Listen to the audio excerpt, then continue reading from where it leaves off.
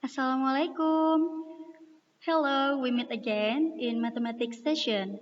So this time I will talk about fraction atau yang lebih sering kita dengar dengan pecahan.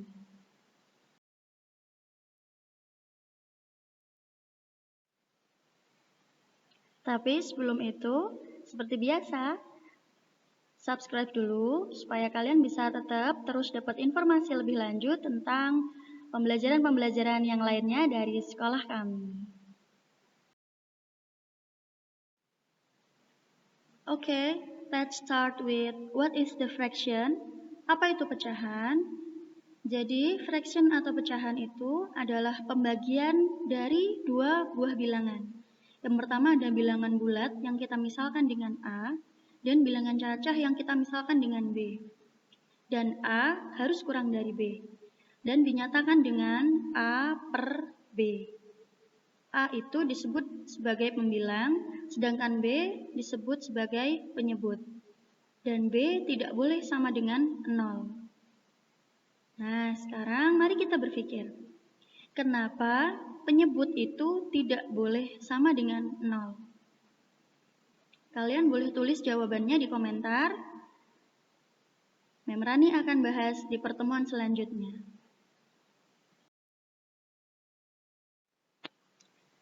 Oke, next. Jadi pecahan itu ada beberapa bentuk. Yang pertama kita bahas adalah mixed fraction atau yang bisa kita sebut dengan pecahan campuran. So, a mixed fraction is a fraction consisting of one integer and one pure fraction. Jadi pecahan ini punya atau memiliki satu buah bilangan bulat dan satu buah pure fraction atau pecahan murni atau pecahan biasa. Nah, contohnya seperti 2, 3 per 4. So, 2 itu adalah integer dan 3 per 4 is pure fraction. Contoh selanjutnya ada negatif 2, 1 per 2. Nah, negatif 2 ini adalah bilangan bulatnya dan 1 per 2 ini yang disebut dengan pecahan biasa. Oke, yang kedua ada pure fraction atau pecahan murni atau bisa juga disebut dengan pecahan biasa. So, pure fraction is a fraction consisting of one pure fraction. So, pecahan biasa ini hanya punya satu bentuk, yaitu pecahan murni saja. Jadi, misalkan 3 per 4, 1 per 2, atau 1 per 3. Nah, ini yang disebut dengan pecahan biasa. So, the difference is, kalau mixed fraction atau pecahan campuran itu ada bilangan bulatnya yang ada di depannya pecahan. Sedangkan kalau pure fraction atau pecahan biasa itu murni bentuknya hanya pecahannya saja. Oke. Nah, yang ketiga, we have decimal fraction atau pecahan desimal. Jadi pecahan desimal ini mempunyai penyebut khusus, yaitu 10, 100, 1000, dan seterusnya. Jadi untuk persepuluhan, maka di belakang koma akan ada satu angka yang merupakan angka pembilang. Untuk penyebut perseratusan, maka di belakang koma ada dua angka yang merupakan angka pembilang. Nah, supaya lebih mudah, contohnya seperti ini, 3 per 10. Nah, persepuluhan ini penyebutnya, jadi per 10 itu adalah penyebutnya. Maka kita akan tuliskan satu angka di belakang koma, yaitu 0,3. Kalau 3 per 100, maka dia penyebutnya perseratusan. Maka disitu kan ada nolnya 2. Jadi bentuk desimalnya kita harus punya 2 angka di belakang koma. Jadi kita ikutin banyaknya nolnya. Jadi kalau 3 per 100, karena 100 itu penyebut nolnya ada 2, maka kita menuliskannya menjadi 0,03. Nah, seandainya 3 per 1000, maka kita lihat dia per seribuan penyebutnya. Nolnya ada 3. So, kita harus letakkan angka di belakang koma itu ada 3. Jadi, bentuknya berubah menjadi 0,003. Nah, 0,3, 0,03, 0,003 inilah yang disebut dengan pecahan desimal. Nah, contoh lain, 456,789. Nah, di sini bisa dilihat, 4 itu ratusan, nilainya 400. Sedangkan 5 itu puluhan, nilainya 50. 6 itu satuan, nilainya 6. Nah, yang perlu kita perhatikan adalah angka 789. 7 ini satu angka di belakang koma. Ya kan, angka pertama di belakang koma. Maka dia persepuluhan yang nilainya 7/10. Nah, sedangkan kalau 8 ini adalah angka kedua di belakang koma. Maka dia perseratusan, nilainya 8/100 atau 0,08. Sedangkan 9 ini adalah angka ketiga di belakang koma. Maka dia disebut dengan perseribuan. Nilainya 9/1000 atau 0,009.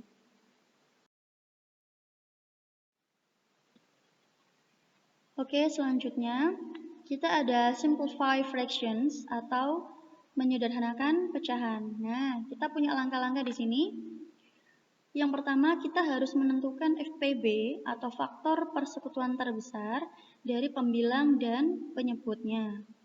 Kemudian yang kedua, bagilah pembilang dan penyebut dengan angka tersebut atau dengan FPB-nya itu. Yang ketiga, didapatkan pembilang dan penyebut baru yang sudah tidak bisa dibagi lagi dengan angka lain yang sama. Oke, bentuk ini, bentuk pembilang dan penyebut yang sudah tidak bisa lagi dibagi dengan angka lain yang sama, inilah yang disebut dengan pecahan yang paling sederhana. Nah, contohnya, sederhanakan 48/128. Jadi first step, kita menentukan dulu FPB dari 48 dan 128. Ternyata adalah 16. Kalau FPB kalian sudah pelajari itu di waktu sekolah dasar ya. Oke, nah setelah ketemu FPB-nya, kita bagi penyebut dan pembilang tersebut dengan FPB-nya yaitu 16. So, 48 kita bagi dengan 16, 128-nya kita bagi juga dengan 16, maka didapatkan 3/8. Jadi, 3/8 inilah yang disebut dengan bentuk sederhana dari 48/128. Oke, selanjutnya, changing fraction to another shape. Jadi kita akan mengubah pecahan dalam bentuk yang lain. Yang pertama kita punya pecahan campuran, kita ubah ke pecahan biasa. Nah, di sini kita punya ada pecahan campuran yaitu 2, 3/4. Nah, masih ingat kan kalau pecahan campuran itu kita punya integer yaitu bilangan bulatnya 2, kemudian 3/4-nya ini adalah pecahan biasa. Nah, kita bisa mengubah pecahan campuran ini menjadi pecahan biasa. Caranya, kita cari pembilangnya dulu, yaitu dengan cara mengalihkan 4 dengan 2, kemudian ditambah dengan 3. Nah, maka kita punya untuk pembilangnya 4 kali 2 ditambah 3. Sedangkan untuk menyebutnya tetap, yaitu 4. Maka kita dapatkan, setelah kita hitung, kita operasikan, kita dapatkan 11/4. Jadi 11/4 ini adalah pecahan biasa, bentuk pecahan biasa dari 2, 3/4. Nah, sementara yang kedua, kita ada mengubah bentuk persen atau per mil ke pecahan biasa atau bentuk desimal. Nah, di sini ada 3%, seperti contoh yang tadi. Persen itu adalah per seratusan. Jadi kalau kita ubah 3% ke dalam bentuk pecahan biasa, bentuknya menjadi 3/100. Nah, kalau kita rubah lagi ke bentuk desimal, karena 100 itu memiliki nolnya ada 2, jadi bentuknya berubah menjadi 0,03. Nah, perubahan bentuk seperti ini itu tidak mengubah nilai. Jadi besarnya sama semua, ini 3%, 3/100, 0,03 itu nilainya sama. Kemudian yang kedua, kita ada 3/8. Nah, sekarang gimana caranya kita rubah 3/8 ini ke bentuk desimal. Nah, jadi kita rubah dulu 3/8. Kalau mau kita rubah ke bentuk persen, otomatis penyebutnya harus 100. Nah, tapi di sini penyebutnya 8, maka 8 harus dikali berapa supaya jadi 100? Tidak ada, tidak bisa. Nah, yang memungkinkan, yang paling memungkinkan adalah mengubah penyebutnya menjadi 1000 per seribuan atau per mil. Nah, maka supaya penyebutnya menjadi 1000, 8 ini harus dikalikan dengan 125. Nah, supaya adil, maka pembilangnya yaitu 3 juga harus dikali dengan 125. Maka kita dapatkan 375 per 1000. Nah, dengan kata lain, bentuk desimalnya adalah 0,375. Oke, the last. Kita ada beberapa soal di sini. Write down and answer it in your worksheet. You can try it at home, at everywhere you are. Part A, start from the biggest, and B, change it to another fraction shape. So, bagian A, kalian disuruh mengurutkan pecahan-pecahan tersebut dari bentuk yang paling besar. Kemudian yang B, kalian disuruh mengubah bentuk-bentuk pecahan itu ke dalam bentuk pecahan yang lain. A little clue from me for part A. Jadi kalau kalian mau mengurutkan beberapa pecahan, itu yang kalian lihat adalah penyebutnya. Jadi langkah pertama, kalian ubah semua pecahan-pecahan tersebut ke dalam bentuk pecahan biasa. Kemudian kalian perhatikan penyebutnya. Nah, penyebutnya itu harus sama. Jadi kalian harus membuat penyebut itu sama, yaitu dengan menggunakan KPK atau kelipatan persekutuan terkecil dari masing-masing penyebut itu. Nah, kalau KPK, kalian sudah pelajari itu waktu sekolah dasar.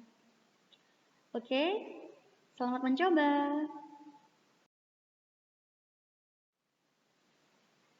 Okay, that's all from me.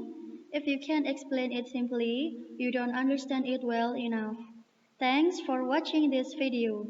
See you in the next learning content. Bye!